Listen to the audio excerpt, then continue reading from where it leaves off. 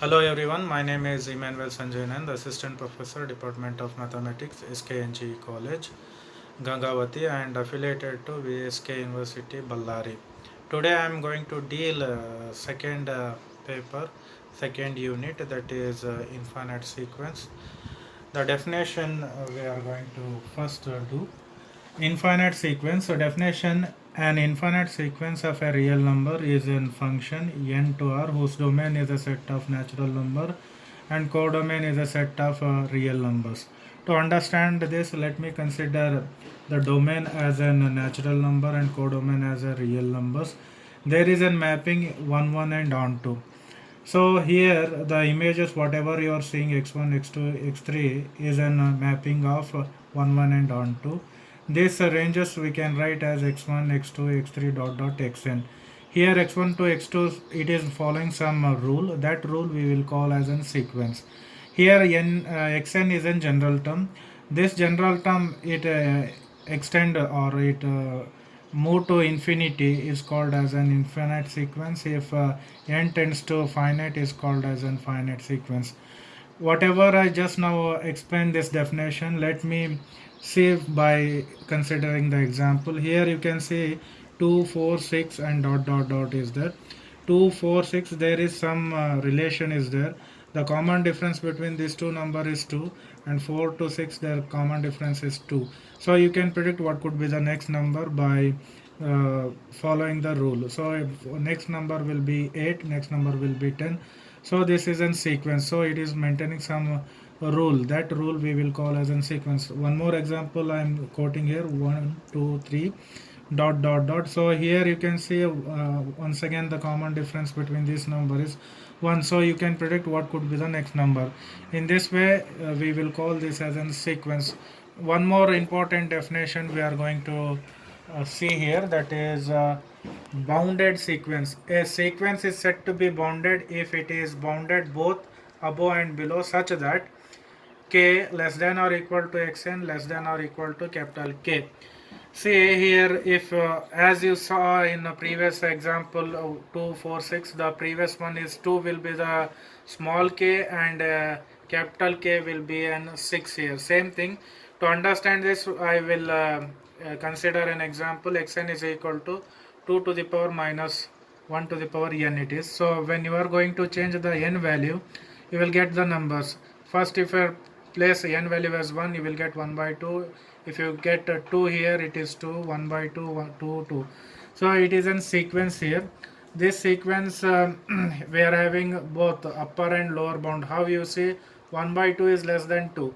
So upper bound is 2, here 1 by 2 is a lower bound. One more important definition I'm going to do here, that is called as a limit of the sequence.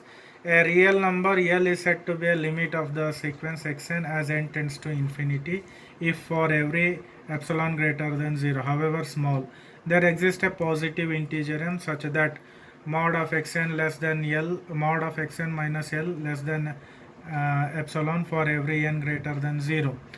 See, whatever I explained verbally, this one in mathematically you want to write, you can write this one as limit xn as n tends to infinity, it is equal to L. This concept you already learnt in your previous levels, therefore I am not extending or not going in deep. I want to go in deep of this L. L having three definition. One is called as an convergent, divergent and oscillatory. First I will deal with convergent. If a sequence tends to an finite quantity L, so you just see that when I apply the limit on general term xn, it tends to L. It is unique and finite. Then only that one we will call as an convergent. And if the limit of the sequence is infinity, suppose if you want to put limit on the xn, and when you put the limit on xn, it tends to plus infinity or minus infinity, that is called as an divergent sequence.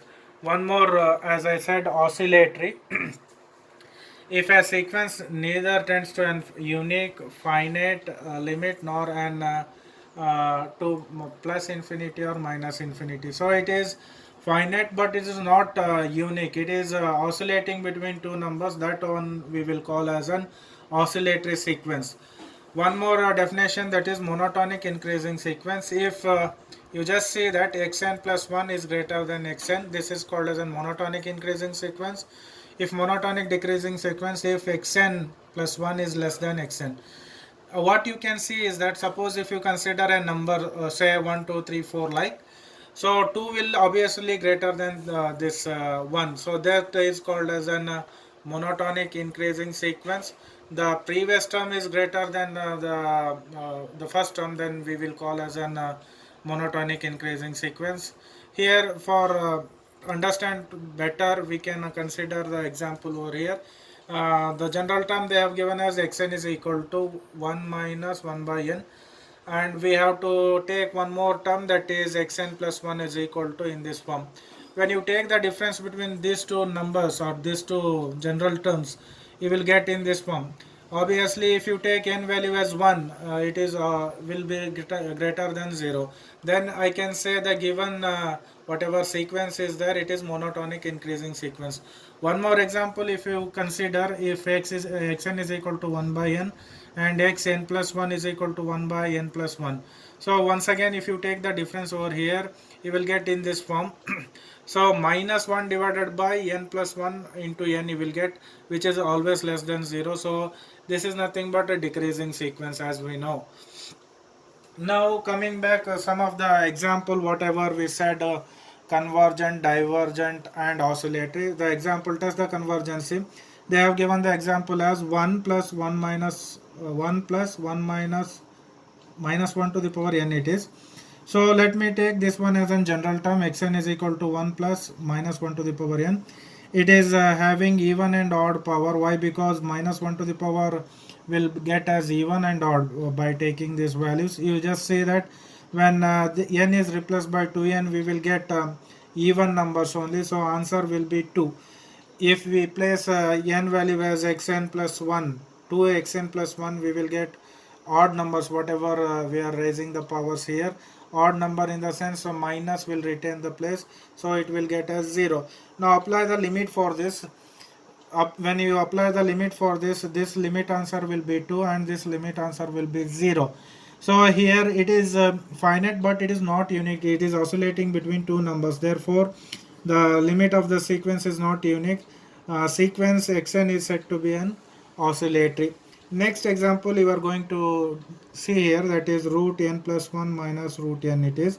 So if you rationalize this one, I made rationalize over here and simplified, I got this one. Lastly, when I apply the limit for this, you will get 0 as an answer. If 0 is an finite and unique, we will call as an convergent. And one more example is there, if xn is equal to n, xn is equal to n, so you put the limit value for this, you will get as infinity, it is divergent. Okay, one more example I want to quote here, test the convergency. This is a little bit special. You can see here xn is equal to n plus 1 divided by n. I'm writing separately this one and applying separately the limit value over here. As we know that 1 plus 1 by n whole to the power n, when you apply n tends to infinity, this will result as e.